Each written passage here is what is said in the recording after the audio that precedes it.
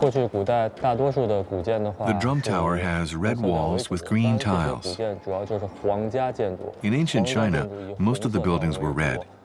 It was the color of privilege and status for Chinese families. The emperor's buildings and those used by the government were red. The color of the tiles would vary according to rank. Here, within the tower itself, everything was organized into a strict hierarchy.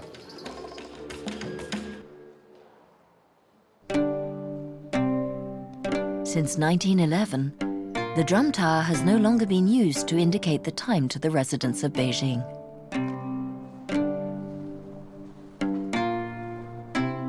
Today, the drums are only heard on certain important dates in the Chinese calendar or during vacations for tourists.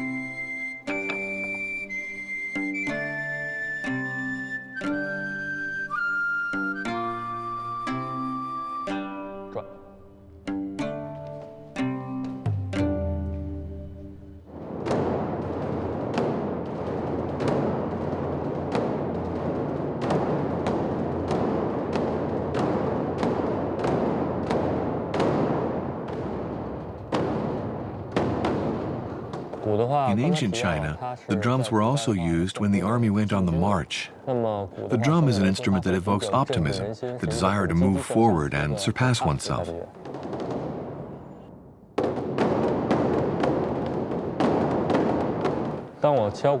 When I play the drum, it feels like going back in time to the period of the Qing dynasty, the last imperial dynasty to have ruled our country.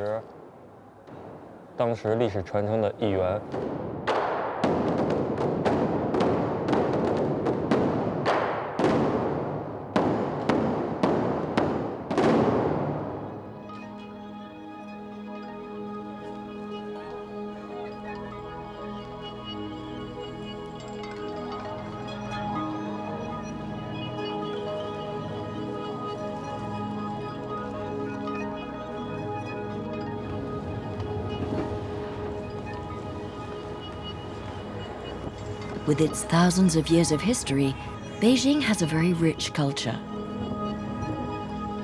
Beyond the modern neighborhoods, buried deep in the city's suburbs, a host of small workshops maintain and nurture the ancient traditions and savoir-faire.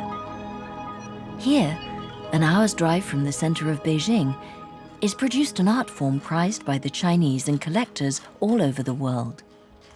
Red lacquering, a technique invented in 4th century China. Zhixin Yang is one of the few remaining masters of this ancient technique.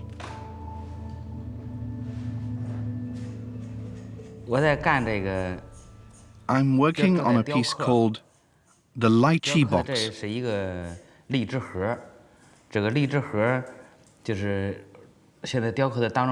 All over the surface, I'm carving patterns inspired by this fruit. Here, I have drawn a pattern of lychee leaves on the box. Now I have to do the carving. When it's finished, we will have a box in which can be kept jewelry or precious objects. This is a beautiful piece. Here, we are at a very special stage called red etching.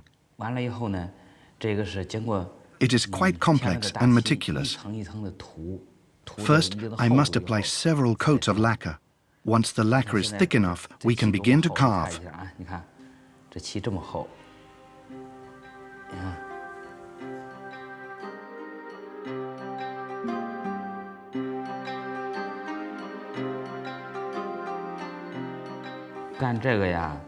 When I make something, it has to be done calmly. You cannot hurry. It's all about patience.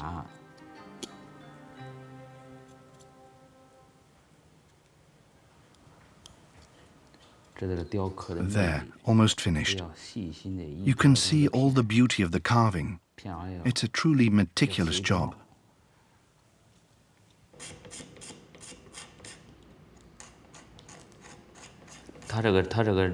You see these lychees and the rounded leaves? In China, round and square shapes each have their own significance. We talk about a round heaven and a square earth. Here on the box, we find this notion of roundness.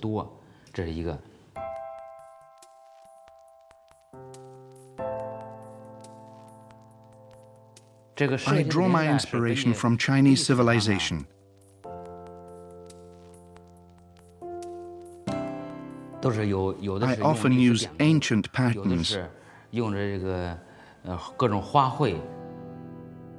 And between the 5th and the 8th centuries, China was very prosperous, very rich. In fact, stoutness was synonymous with beauty. This piece is kind of a nod to that period.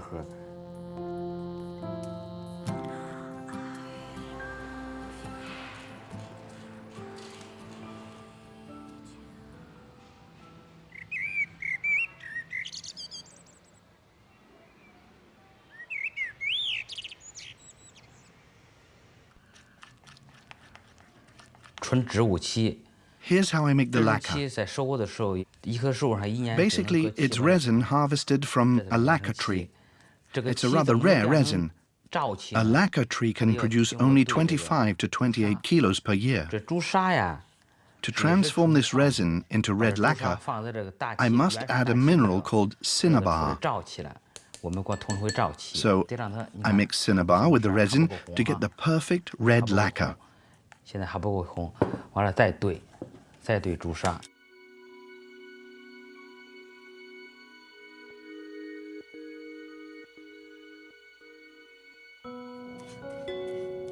You see, I start painting at the bottom and work my way upwards. Only one coat can be applied per day. It will take more than 100 layers of lacquer, that's to say 100 days of painting, before I can start carving. The painting alone takes between 8 and 9 months. Then comes the carving, producing the pattern, polishing, varnishing. In fact, each piece takes a year to complete. There is a Chinese proverb that says, the longer the time spent, the more beautiful the piece. Zhixin Yang learned the art of lacquering from his father. Ever since, he's remained in the family workshop where he grew up.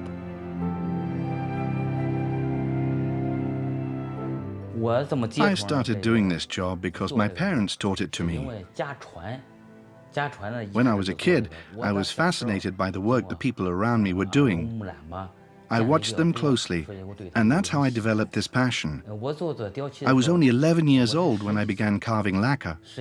At the time, in our production team, I learned from old craftsmen. My apprenticeship lasted almost 30 years.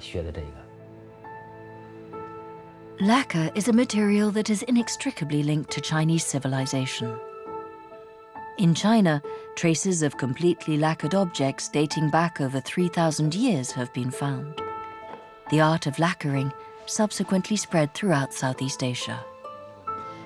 Today, red lacquering has become part of China's heritage. I am now regarded as a master who can pass on this knowledge. It is my job to pass on this technique and prepare the next generation. It is the final goal of my life.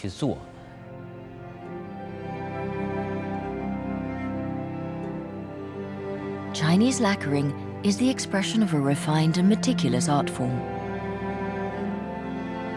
In Paris, London, and New York, the market is buoyant, and collectors pay several hundreds of thousands of dollars for antique Chinese lacquered furniture.